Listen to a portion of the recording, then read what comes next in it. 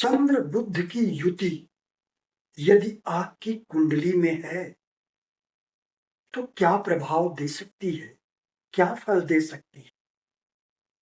चंद्रमा के बारे में आप सभी लोगों ने एक कलंकित कथा सुनी होगी।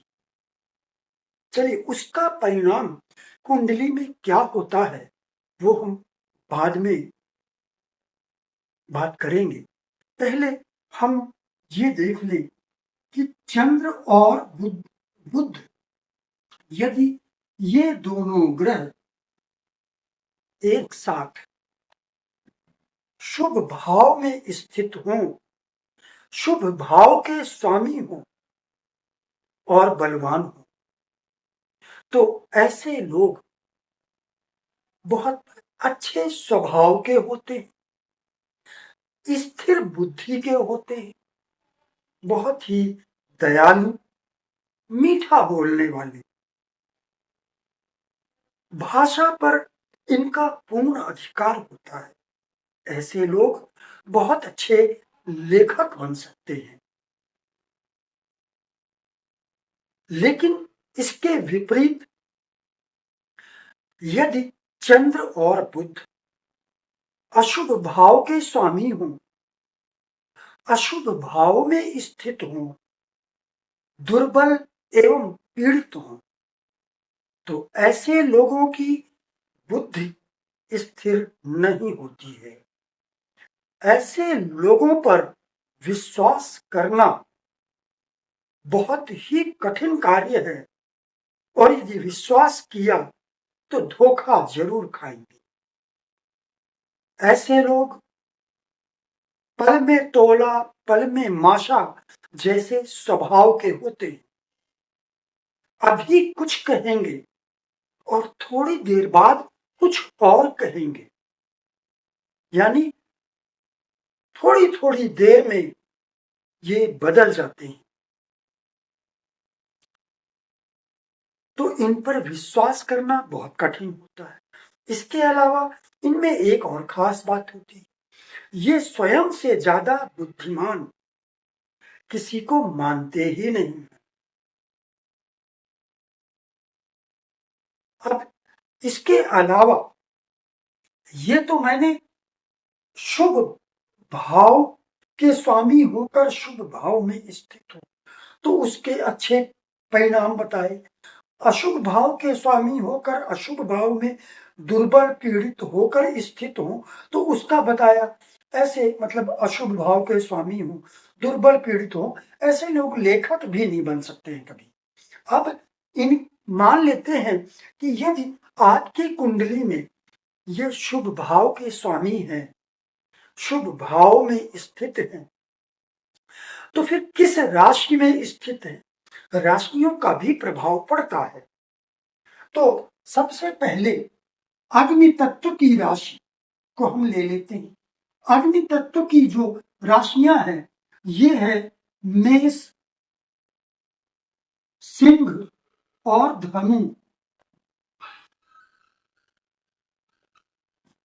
तो यदि शुभ चंद्र बुध बलवान होकर अग्नि तत्व की राशि में स्थित हों और कहीं लग्न, पंचम अथवा नवम भाव में स्थित हो जाएं, तो ऐसे लोगों की बुद्धि चंचल होती है। ये कल्पनाशील बहुत होते हैं और यही कारण है कि ये बहुत अच्छे लेखक साबित होते हैं। ऐसे लोग बहुत ही नम्र, परोपकारी, दयालु, मीठा बोलने वाले, इनकी मित्र मंडली बहुत बड़ी होती है। और इसके अलावा ये तर्कवादी होते हैं। तर्कों के द्वारा अपनी बात को सच साबित करके ही दम लेते हैं। इनमें बोलने की बहुत अच्छी क्षमता होती है। ऐसे लोग न्यूज चैनल में जा सकते हैं, सोशल मीडिया में जा सकते हैं, IT sector, computer, in line में इन्हें अच्छी सफलता मिलती है। अब इसके बाद यदि ये चंद्र और बुध की युति पृथ्वी तत्व की राशि में हो, अब पृथ्वी तत्व की राशियां कौन कौन सी हैं? 2, 6, 10, यानी कि वृषभ, कन्या और मकर राशि।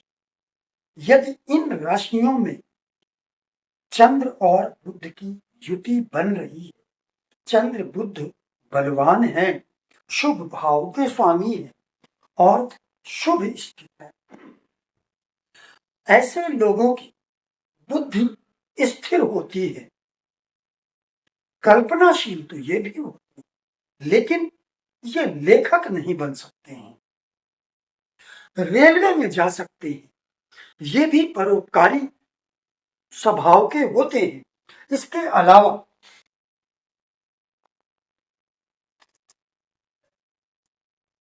इन पर आप आंख बंद करके विश्वास कर सकते हैं। अब ये युति यदि वायु तत्व की राशियों में हो, वायु तत्व की जो राशियां हैं वो है 3, 7, 11, यानी कि मिथुन, तुला और कुंभ। यदि ऐसी राशियों में इनकी युति होती है तो ऐसे लोग साहसिक लेखक होते हैं। अब साहसी लेखक आप समझ सकते हैं कि किसी बुरे व्यक्ति के लिए फिर वो व्यक्ति कितना भी पहुंच वाला हो, कितना भी बड़ा हो, वहां साहस का कार्य होता है। कहीं युद्ध चल रहा है, वहां जाकर के और पत्रकारिता करना या उसके संबंध में लिखना, तो ऐसे व्यक्ति बहुत ही साहसिक लेखक होते हैं, संपादक हो सकते हैं और ये लोग बुद्धिमान भी बहुत होते हैं। यदि ये युति वायु तत्व की राशियों में बन रही हो, यानी मिथुन, तुला और कुंभ में। इसके बाद आते हैं हम जल तत्व की राशियों में। जल तत्व की राशियां हैं 4, 8, 12, यानी कि कर्क, वृश्चिक और मीन। ये सभी चंद्रमा की मित्र राशियां हैं। ऐसे लोग शर्मीले स्वभाव के। इसके अलावा इनकी बुद्धि स्थिर होती है, लेकिन ये लोग अपने आप में अपनी ही दुनिया में मस्त होते हैं। इनको दुनिया से कोई लेना देना, दुनिया का इन्हें कुछ भी पता नहीं। ये सुबह ड्यूटी में जाएंगे, नौकरी अथवा व्यवसाय में, और शाम को समय पर घर लौट आएंगे। इसीलिए दुनिया में क्या चल रहा है इनसे कोई लेना देना। बहुत ही सीधे साधे लोग होते हैं और ऐसे लोग बैंकिंग सेक्टर या बीमा, इन लाइन में अगर ये जाते हैं तो इन्हें अच्छी सफलता मिलती है। ऐसे लोगों को सरकारी नौकरी भी अपेक्षाकृत आसानी से प्राप्त हो जाती है।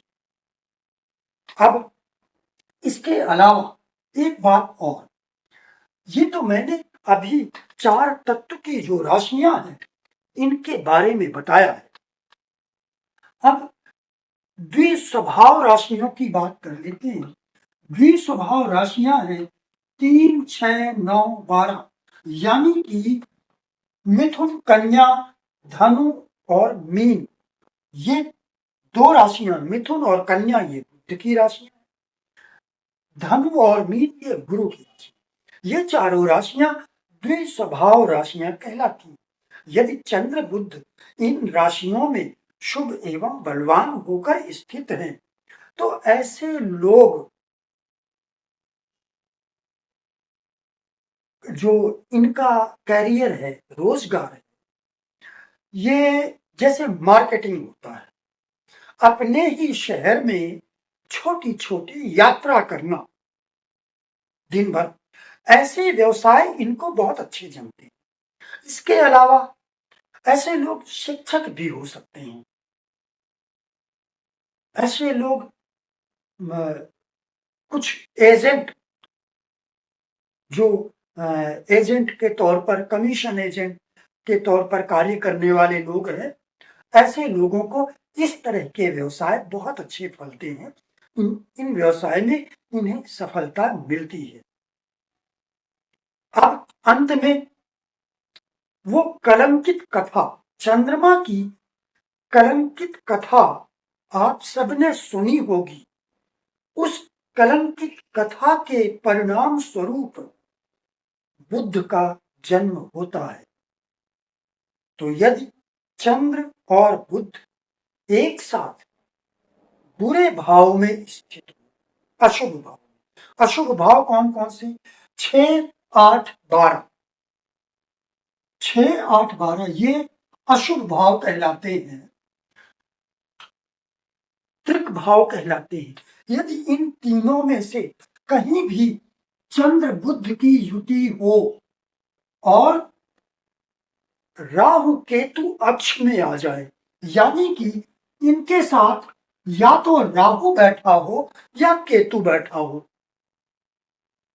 पहली शर्त है कि चंद्र बुद्ध अशुभ भाव में स्थित हो, यानी 6, 8, 12 में से किसी भी भाव में। और दूसरी शर्त है कि इनके साथ राहु अथवा केतु स्थित हो।